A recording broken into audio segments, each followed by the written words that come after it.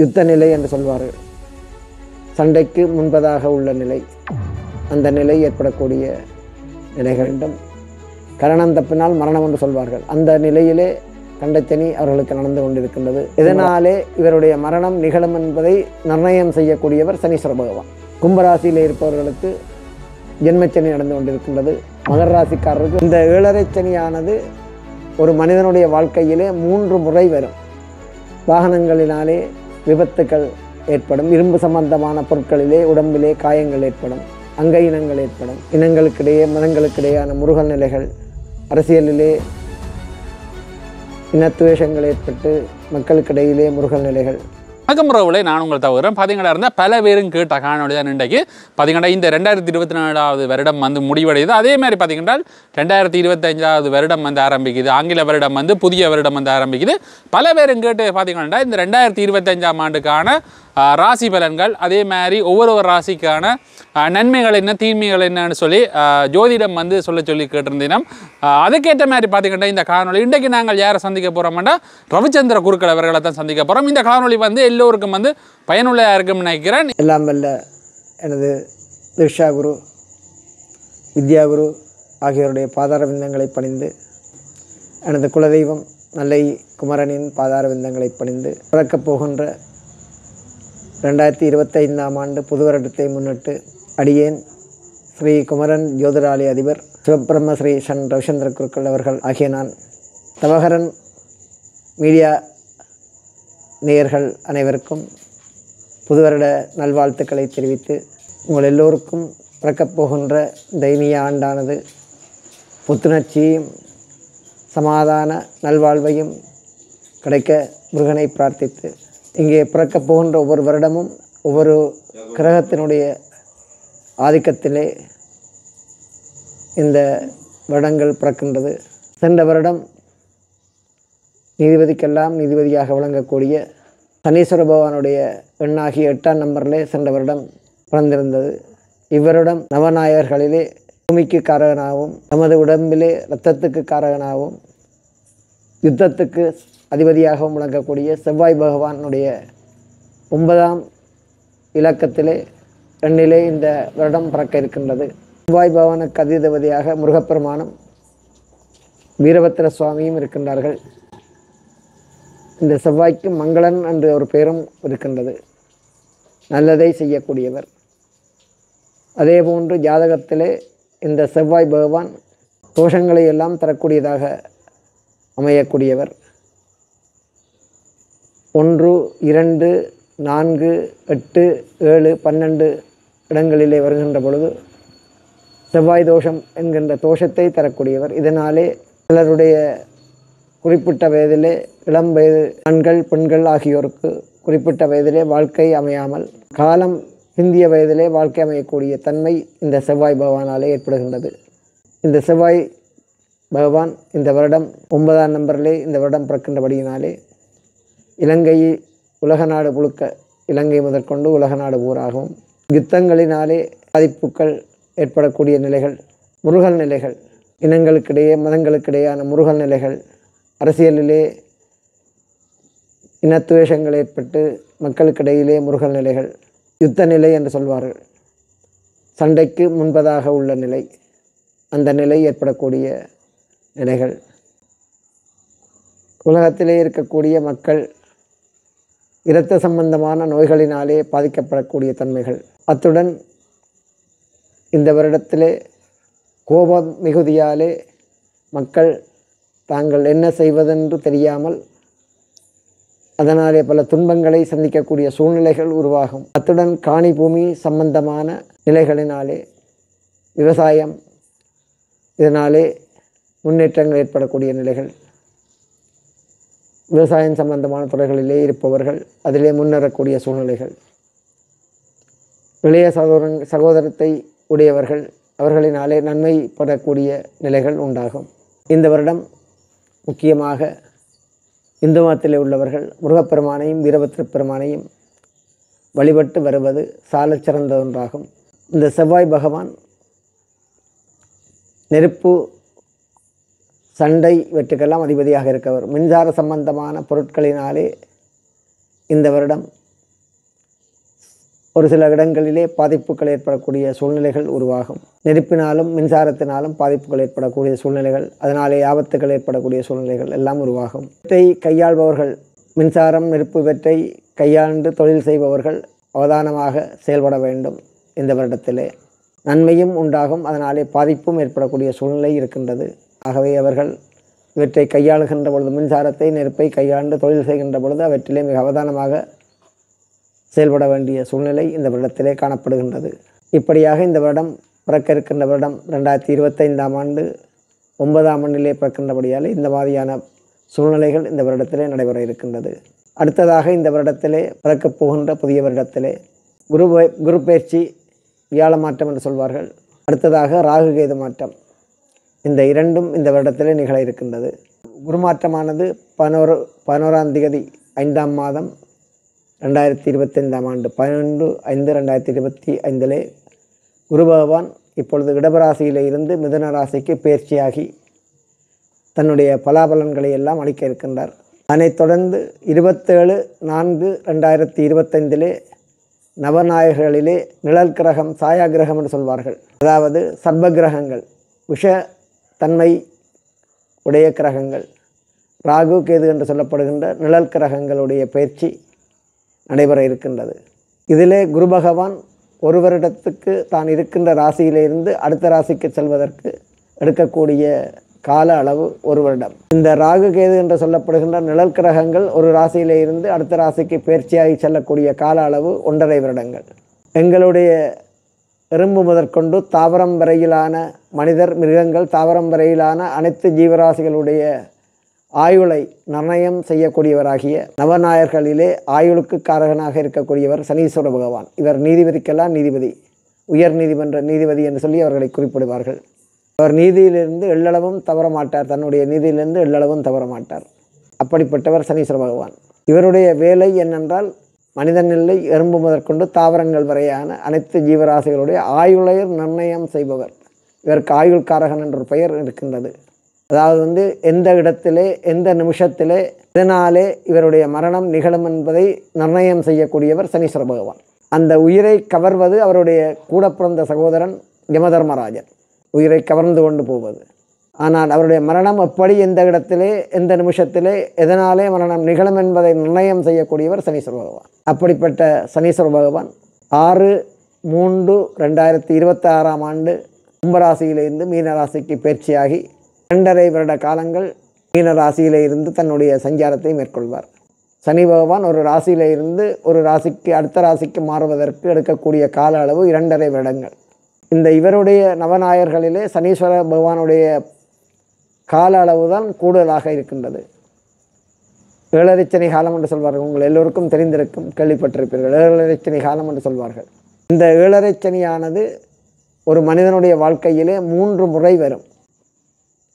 ஒவ்வொரு 27.5 வருடங்களுக்கு ஒரு முறை 3 தரம் ஒரு மனிதனுடைய வாழ்க்கையிலே இந்த 7.5 சனி காலம் வரும். முதலாவது 7.5 சனி மங்கு சனி என்று சொல்வார்கள். இரண்டாவது வரக்கூடிய 7.5 சனி பொங்கு சனி. கடைசியாக வரக்கூடிய 7.5 சனி மரணச்சனி என்று சொல்வார்கள். ஆனால் ஒரு மனிதனுடைய வாழ்க்கையிலே இந்த 3 7.5 சனியையும் சந்திக்கக்கூடியவர்கள் 100% தான் இந்த 3 7.5 சனியையும் சந்தித்திருப்பார்கள். அவர்கள் புண்ணியம் செய்தவர்கள் என்று சொல்ல வேண்டும். என்ன காரணம் என்றால், அவருடைய ஆயுள் 100 வயது. சனியினுடைய ஆயுட்காலம் 12 ராசிகளையும் சனி பகவான் சுற்றி வர்றதுக்கு எடுக்கக்கூடிய கால அளவு 30 வருடங்கள். பூரண ஆயுள் சனி பகவானுடைய கணக்கின்படி 90 வயது பூரண ஆயுள்.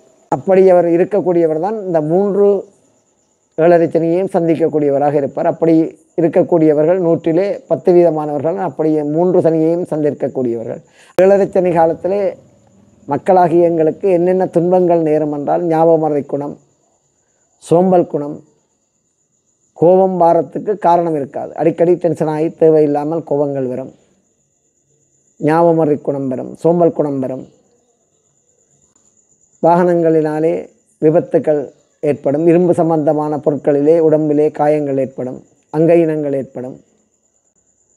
நரம்பு சம்பந்தமான பாதிப்புகள் ஏற்படும். கெட்டவருடைய சிநேகிதங்கள் ஏற்படும். தீய வழியிலே செல்லக்கூடிய தன்மைகள் ஏற்படும். பொதுமக்கள் மத்தியிலே அவமானப்படக்கூடிய சூழ்நிலை ஏற்படும்.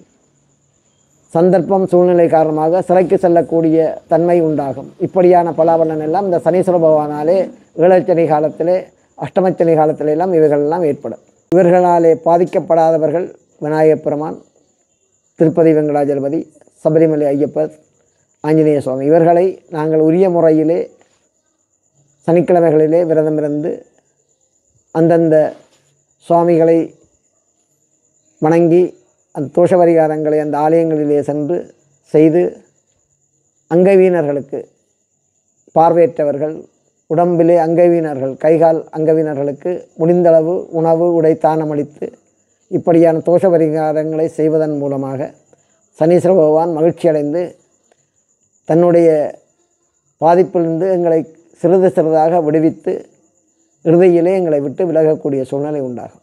குரு பகவானுடைய தோஷம் 1 வருட காலம், ராகுகேது பகவானுடைய தோஷம் 1.5 வருட காலம், சனீஸ்வரனுடைய தோஷம் 2.5 வருட காலம், அடுத்தது 7.5 சனி 7.5 வருட காலம் நடைபெறும்.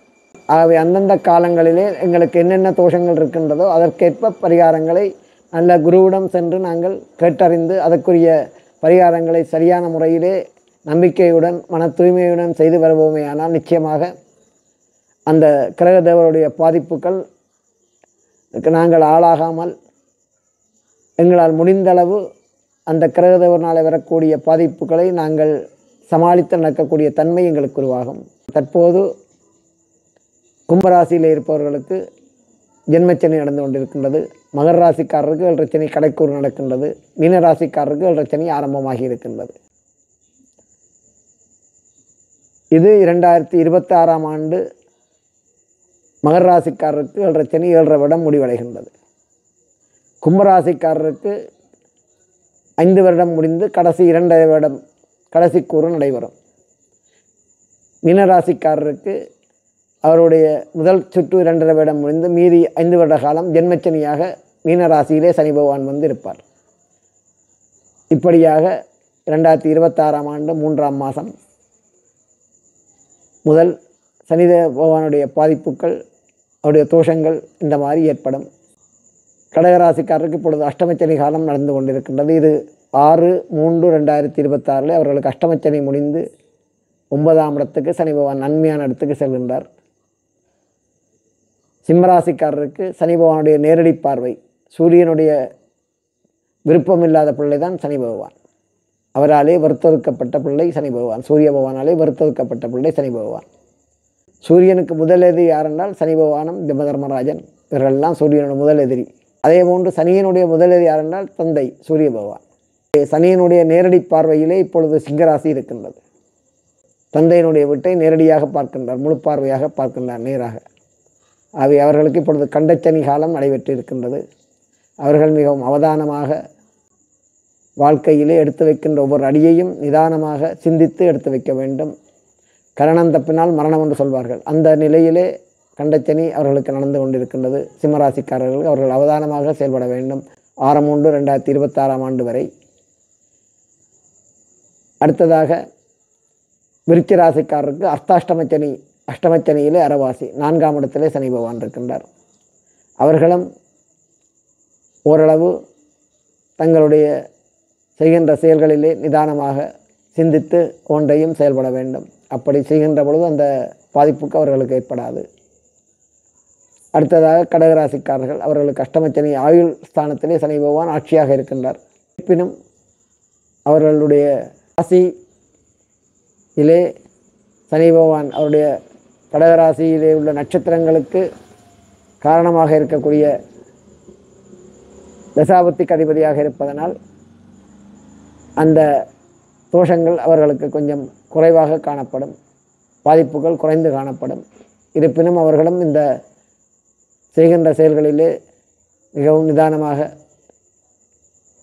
சிந்தித்து இந்த செயல்களை செய்ய வேண்டும். அப்பொழுது அவர்களுக்கு அந்த பாதிப்பு குறைவாக காணப்படும். அடுத்ததாக நடைபெறப் போகின்ற குரு பகவான் உடைய பலன் 2025ஆம் ஆண்டுக்கான குரு பகவானுடைய பலாபலன்களை உங்களுக்கு சொல்லலாம் என்றிருக்கின்றேன். இந்த நவநாயகர்களிலே குரு பகவான், குரு பார்த்தால் கோடி நன்மை என்று சொல்வார்கள். ஒரு ஜாதகத்திலே எவ்வளவு தோஷங்கள் இருந்தாலும் குரு பார்வை ஏற்பட்டால் அந்த தோஷங்கள் அனைத்தும் நீங்கிவிடும். இது பொதுவான விதி. இந்த சமயத்தில் நாங்கள் கும்பாபிஷேகங்கள் ஆலயங்களிலே கும்பாபிஷேகங்கள் செய்கின்ற பொழுது, முகூர்த்தங்கள் வைக்கின்ற பொழுது, திருமணத்துக்கு முகூர்த்தங்கள் வைக்கின்ற பொழுது, கும்பாபிஷேகத்துக்கு முகூர்த்தங்கள் வைக்கின்ற பொழுது, ஒரு புது வீடு கிரகப்பிரவேசத்துக்கு முகூர்த்தங்கள் வைக்கின்ற பொழுது குருபலம் இருக்கின்றதான் தான் முதலிலே பார்ப்போம். திருமணம் செய்கின்ற பொழுது ஆணுக்கும் பெண்ணுக்கும் குருபலம் இருக்கின்றதா, விவாகம் செய்யலாமா என்று முதல் பார்க்கக்கூடியது குருவினுடைய அவருடைய பலம் இருக்கின்றதா என்றது. குரு பகவானுடைய பார்வை பட்டால் எல்லா விதமான தோஷமும் நீங்கிவிடும். குரு பார்த்தால் கோடி நன்மை என்ற ஒரு வாக்கியம் இருக்கின்றது ஜோதிடத்திலே. அதேபோல் சனி பார்த்தால் அரசனும் ஆண்டியாவான் என்ற ஒரு வாக்கியமும் இருக்கின்றது. இதுதான் வித்தியாசம். குருவுக்கும் சனிக்கும் உள்ள வித்தியாசம் இதுதான். ஆனால் குருவும் சனியும் இணைபிரியாத நண்பர்கள், சம வலிமை உடையவர்கள். குருவுக்கு எவ்வளவு பலம் இருக்கின்றதோ அதே பலம் சனீஸ்வர பகவானுக்கு இருக்கின்றது. இவர்கள் இருவருக்கும் இவர்களுடைய தாங்கள் சென்றிருக்கின்ற ராசியை விட தாங்கள் இருக்கின்ற ராசியிலே இருந்து எந்தெந்த இடங்களை பார்வையிடுகின்றார்களோ அந்த பார்வைக்குத்தான் பலம் கூட. குருவுக்கும் சனிக்கும் பார்வை பலம் கூட. தாங்கள் இருக்கின்ற வீடுகளை விட அங்கே இருந்து எந்தெந்த இடங்களை பார்க்கின்றார்களோ அந்த பார்க்கின்ற இடங்களிலே இருக்கின்ற ராசிக்குரியவர்கள் பாதிக்கப்படக்கூடிய சூழ்நிலை உருவாகும். சனி பார்த்தால் பாதிப்போல் கூடுதலாக இருக்கும். குரு பார்த்தால் அந்த தோஷங்கள் நீங்கி நன்மை உண்டாகும். இதுதான் அந்த குருவினுடைய பார்வைக்கும் சனியினுடைய பார்வைக்கும் வித்தியாசம். அதுதான் இந்த வருடத்திலே குரு பகவான் இப்பொழுது இடபராசியில் இருக்கின்றார். 11/5/2025 அன்று குரு பகவான் இடபராசியிலே இருந்து பயிற்சியாகி மிதுன ராசிக்கு செல்ல இருக்கின்றார். அங்கே சென்று ஒரு வருட காலம் தன்னுடைய சஞ்சாரத்தை மேற்கொள்ள இருக்கின்றார். பொதுவாக இந்த நவநாயகர்கள் 9 பேருக்கும் பார்வைகள் இருக்கின்றது. அவர்களுடைய நேரடி பார்வை 7ஆம் பார்வை என்பது பொதுவாக கிரகதேவர்களுக்கு நேரடி பார்வை. இதைவிட விசேடமான பார்வைகள் கால் பார்வை, அரைப்பார்வை, முக்காப்பார்வை என்றெல்லாம் இருக்கின்றது. இதிலே குரு பகவானுக்கு 7ஆம் பார்வை, 5ஆம் பார்வை, 9ஆம் பார்வை என்று 3 பார்வைகள் இருக்கின்றது. தான் இருக்கின்ற இடத்திலே இருந்து 5ஆம் இடம், 7ஆம் இடம், 9ஆம் இடம் ஆகிய 3 இடங்களை பார்வையிடுவார். இதில் 5ஆம் பார்வை அரைப்பார்வை, 7ஆம் பார்வை முழு பார்வை, 9ஆம் பார்வை கால் பார்வை. இப்படியாக இந்த கிரக தேவர்களுக்கும் அந்த பார்வைகள் இருக்கின்றது. அதற்கேற்ற பலாபலன்களும் நடைபெறும். நேரடி பார்வை முழு பலனை கொடுக்கும், அரைப்பார்வை அரைப்பலனை கொடுக்கும், காப்பார்வை காப்பங்கு பலனை கொடுக்கும். குரு பகவான் இடபராசியிலிருந்து மிதுன ராசிக்கு வந்து தன்னுடைய நேரடி பார்வையினாலே தன்னுடைய ஆட்சி வீடாகிய தனுர் ராசியை பார்க்கின்றார் 7ஆம் பார்வையாக. 5ஆம் பார்வையாக தன்னுடைய நட்பு வீடாகிய துலா ராசியை பார்க்கின்றார். 9ஆம் பார்வையாக தன்னுடைய நண்பனுடைய வீடாகிய சனீஸ்வர பகவானுடைய கும்பராசியை பார்க்கின்றார். ஒரு வருடத்துக்கு இந்த 3 இடங்களையும் குரு பகவான் தான் மிதுன ராசியிலே இருந்து இந்த 3 இடங்களையும் பார்வையிடுவார். ஆகவே இந்த 3 ராசிக்காரர்களுக்கும் 2025ஆம் ஆண்டிலே நல்ல பலாபலன்கள் நடைபெறக்கூடிய தன்மைகள் உருவாகும்.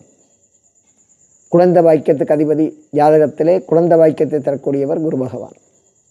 ஆகவே இந்த 3 ராசிக்காரர்களுக்கும் இந்த 2025ஆம் ஆண்டு திருமணம், குழந்தை பாக்கியம், தொழிலிலே முன்னேற்றமான நிலை, கல்வியிலே முன்னேற்றமான நிலை, புதிதாக சொத்துப்பத்து வாங்கக்கூடிய நிலை, வீடு வாகனங்கள் வாங்கக்கூடிய நிலைகள், தங்க நகைக்கு அதிபதி குரு பகவான், நகைகள் வாங்கக்கூடிய தன்மைகள், பொருள் சம்பத்து சேரக்கூடிய தன்மைகள், இப்படியான பலன்கள் எல்லாம் இந்த 3 ராசிக்காரர்களுக்கும் 2025ஆம் ஆண்டு நடைபெறும்.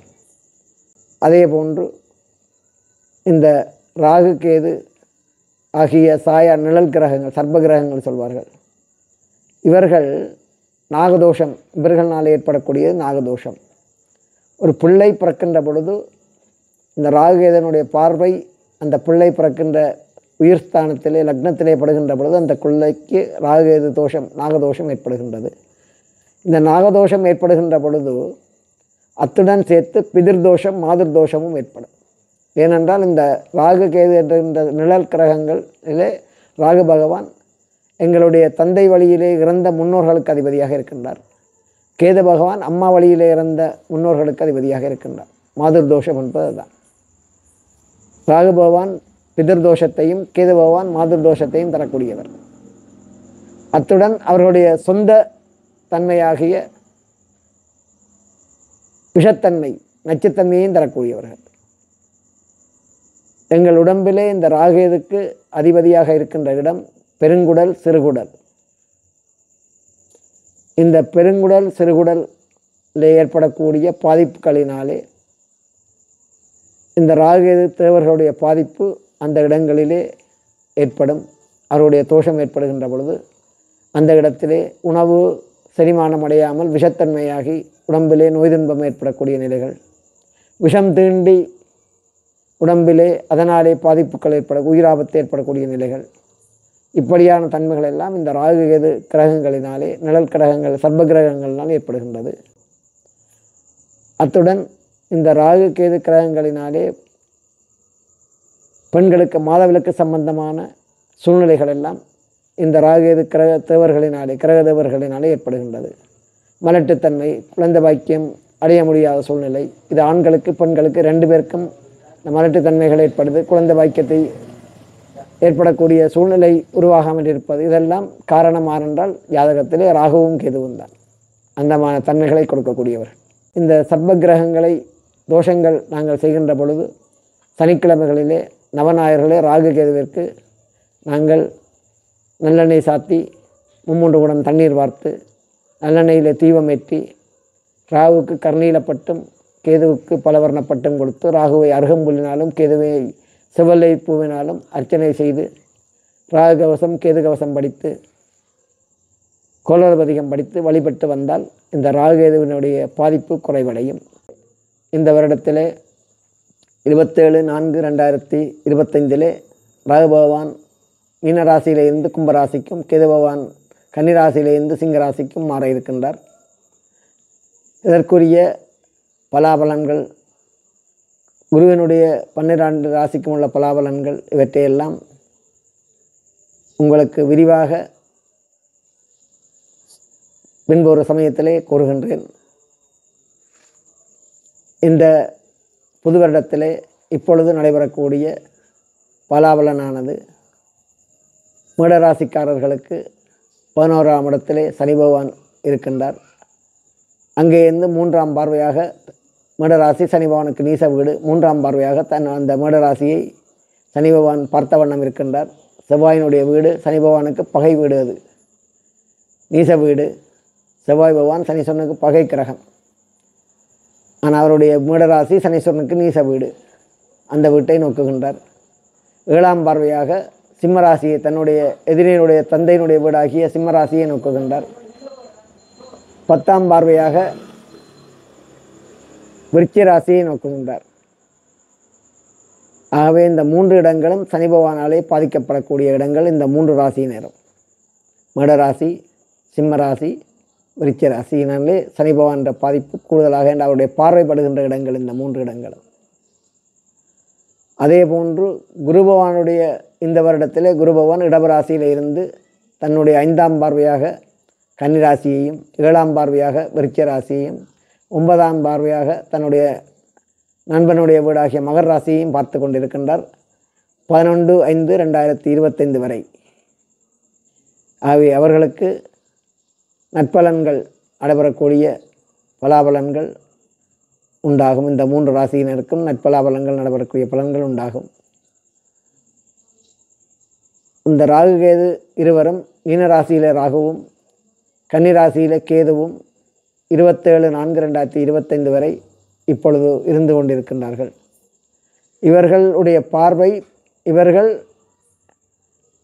அந்த 12 ராசிகளையும் இடது பக்கமாக சுற்றி வருவார்கள். மிகுதி 7 நவநாயர்களில் 7 பேரும் வலதுபுறமாக சுற்றி வருவார்கள். இந்த 2 பேரும் பூமியையும் சூரியனையும் இடதுபுறமாக சுற்றி வருவார்கள். ஒருவரை நாங்கள் ஒரு இடத்திலே நாங்கள் வலதுபுறமாக வருகின்ற பொழுது இடதுபுறமாக வருபவர்கள் நேரடியாக சந்திக்கக்கூடிய தன்மை ஏற்படும். அப்படியான காலகட்டத்தில் இந்த ராகு கேது என்கின்ற நிழல் கிரகங்கள் சூரியனையும் சந்திரனையும் சந்திக்கக்கூடிய காலம் தான் கிரகணம் என்று சொல்வார்கள். சூரிய கிரகணம், சந்திர கிரகணம் ஏற்படுகின்ற காலம் அதுதான். இந்த ராகு கேது கிரகங்கள் பூமிக்கும் சூரியனுக்கும் இடையிலே வருகின்ற காலம் சூரிய கிரகணம், சந்திர கிரகணம் உண்டாகக்கூடிய காலங்கள் அதுதான். அந்த காலங்களிலே நாங்கள் அந்த கிரகணம் ஏற்படுகின்ற காலத்திலே தீராத வியாதிக்காரர்கள் உணவருந்தலாம். ஏனையவர்கள் அந்த கிரகண காலத்துக்கு 3 மணி நேரத்துக்கு முன்பாக உணவருந்த வேண்டும், அல்லது கிரகணம் விட்டு 3 மணி நேரத்துக்கு பின்பாக உணவருந்த வேண்டும். அந்த நேரத்திலே எந்த உணவும் அருந்தக்கூடாது. முக்கியமாக உணவுப் பொருட்கள், வீச முடியாத உணவுப் பொருட்கள், அரிசி, மா, இப்படியான தண்ணீர், இப்படியான பொருட்களிலே தெப்பையை போட்டு வைக்க வேண்டும், அல்லது அருகம்புல்லை போட்டு வைக்க வேண்டும். ஏனென்றால் அந்த விஷத்தன்மை அந்த பொருட்களிலே சிந்தாமல் இருப்பதற்காக. விஷக்கதிர்கள் அந்த நேரத்திலே பூமியிலே வரும். அதனாலே நாங்கள் அந்த உணவை சாப்பிடுகின்ற பொழுது அந்த உணவு விஷமாகி எங்கள் உடம்பிலே சிறிதாக அந்த விஷத்தன்மை எங்கள் உடம்பிலே உண்டாகும். அதுக்காகத்தான் அந்த கிரகண நேரத்திலே சாப்பிடக்கூடாதுன்னு சொல்வார்கள். அந்த உணவுப் பொருட்களில் அரிசி, மா, எண்ணெய், சீனி இப்படியான பொருட்களில் தெப்பை அல்லது அருகம்புல் போட்டு வைப்பார்கள். போட்டு வைத்தால் அங்கே அந்த இடத்திலே விஷத்தன்மை அந்த உணவுகளில் ஏற்படாது. ஆகவே தான் அதுகளை போட்டு வைப்பார்கள் முன்னோர்கள் எல்லாம். ஒவ்வொன்றும் காரணம் இல்லாமல் அவர்கள் செய்யவில்லை. ஆகவே நாங்கள் இவற்றையெல்லாம் தெரிந்து கொண்டு செயல்பட வேண்டும். இப்படியான நல்ல நாளிலே நீங்கள் எல்லோரும் இந்த கிரக தோஷங்களிலிருந்து விடுபட்டு பிறக்கப் போகின்ற விசுவாச வருடம் சித்திரை மாதம் எங்களுக்கு பிறக்கக்கூடிய புது வருஷம், இது இந்து பௌத்த வருஷம். இனி வருகின்ற புது வருடம் சித்திரை புத்தாண்டு விசுவாச வருடம். இப்பொழுது நடைபெறுகின்ற வருஷத்து பேர் குரோதி வருடம். ஆகவே இனி பிறக்கப் போகின்ற சித்திரை புத்தாண்டு விசுவாச வருடம் என்று சொல்வார்கள். ஆகவே அந்த புத்தாண்டு ஜனவரி மாதம் இந்த 1ஆம் தேதி என்பது ஆங்கிலேயர்களுக்குள்ள புத்தாண்டு. இது தமிழர்கள் இதை கொண்டாடுவதில்லை. எங்கள் நாட்டிலே இருக்கின்ற மக்கள் பொருளாதார ரீதியாக ஏற்படக்கூடிய கஷ்ட துன்பத்திலிருந்து விடுபடுவதற்காக அந்நிய தேசத்திலே சென்று, வெள்ளைக்காரர்கள் வசிக்கின்ற அந்நிய தேசத்திலே சென்று தொழில் நிமித்தமாக அங்கே தொழில் புரிந்து அந்த கலாச்சாரத்தை எங்களுடைய நாட்டிலே கொண்டு வந்து இப்பொழுதெல்லாம் ஜனவரி 1 புத்தாண்டாக இங்கே கொண்டாட ஆரம்பித்து விட்டார்கள். ஆகவே இதெல்லாம் புத்தாண்டு என்று சொல்லக்கூடியதாக இல்லை. இதிலே இந்த மாற்றமும் ஏற்படக்கூடிய தன்மைகளும் ஏற்படாது. சித்திரை புத்தாண்டிலே தான் மாற்றங்கள், கிரகங்களுடைய மாற்றங்கள் எல்லாம் ஏற்பட்டு புது வருஷம் பிறக்கும் எங்களுக்கு. ஆனால் ஆதி காலத்திலே தைப்பொங்கல், சூரிய பகவானை தைப்பொங்கல் தினத்தன்று உழவர் தினம் என்று சொல்லி ஆதி காலத்திலே விவசாயிகளுக்காக இந்த புது வருஷத்தை அந்த தைப்பொங்கல் தினத்திலே கொண்டாடினார்கள். அவர்களுக்கு அன்றைய விவசாயிகளுக்கு அந்த தினம்தான் தைப்பொங்கல் தினம்தான் புது வருஷமாக இருந்தது. அவர்கள் அந்த புத்தாடை அணிந்து சூரியனுக்கு பொங்கல் படையலிட்டு அந்த விவசாயிகளுக்கெல்லாம் நன்மை தெரிவிக்கும் முகமாக அந்த விழாவை பெரிய அளவிலே கொண்டாடினார்கள். அதுதான் தைப்பொங்கல் தினம். அதே போன்று மறுநாள் இந்த உழவுக்கு பயன்படக்கூடிய எருதுகளுக்கெல்லாம் நன்றி தெரிவிக்கும் வகையாக மாட்டுப்பொங்கல் கொண்டாடினார்கள். இந்தியாவிலே இந்த பொங்கலை 4 தினங்கள் கொண்டாடுவார்கள். இலங்கையிலே 2 தினங்கள் கொண்டாடுகிறார்கள். தைப்பொங்கல், அடுத்த நாள் பட்டிப்பொங்கல். இந்தியாவிலே 4 தினங்கள் கொண்டாடுவார்கள். 1 பொங்கல் தினத்துக்கு முதல் நாள், அடுத்ததாக தைப்பொங்கல், 2ஆம் நாள் மாட்டுப்பொங்கல், 3ஆம் நாள் காணும் பொங்கல் என்று சொல்லி 4 நாட்கள் கொண்டாடுவார்கள். தைப்பொங்கலுக்கு முதல் நாள் புதியதென புகுதலும் பழையன கழிதலும் என்று சொல்லி வீட்டிலே இருக்கின்ற பாவனைக்கு உதவாத பொருட்களை எல்லாம் வீட்டிலே இருந்து அகற்றி வீட்டை துப்புரவு செய்து வெள்ளையடித்து வீட்டை அழகாக்கி புது உடுப்படுத்து புத்தாடை அணிந்து அதை கொண்டாடுவது. அதுதான் முதல் தினம். பொங்கல் அன்று சிறப்பாக எல்லாம் புத்தாடை அணிந்து கொண்டாடுவார்கள். உறவினருடன் பொங்கல் சாப்பிட்டு மகிழ்வார்கள்.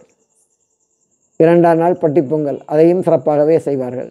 அதே போன்று காணும் பொங்கல் என்பது உறவினருடன் சேர்ந்து ஒரு வீடுகளிலே சென்று அந்த பொங்கல் தினத்தை சிறப்பான முறையிலே கொண்டாடுவார்கள். இதுதான் காணும் பொங்கல் என்பார்கள். அந்த உறவுகள் நிலைக்க வேண்டும், உறவுகளுக்குள்ளே பிரிவுகள் வரக்கூடாது என்பதற்காக ஒவ்வொரு உறவினரிடத்திலே சென்று சுகநலம் விசாரித்து அவர்களுடைய சேர்ந்து உணவருந்தி அதை பெரிய விழாவாக கொண்டாடுவார்கள். காணும் பொங்கல் என்பது அதுதான்.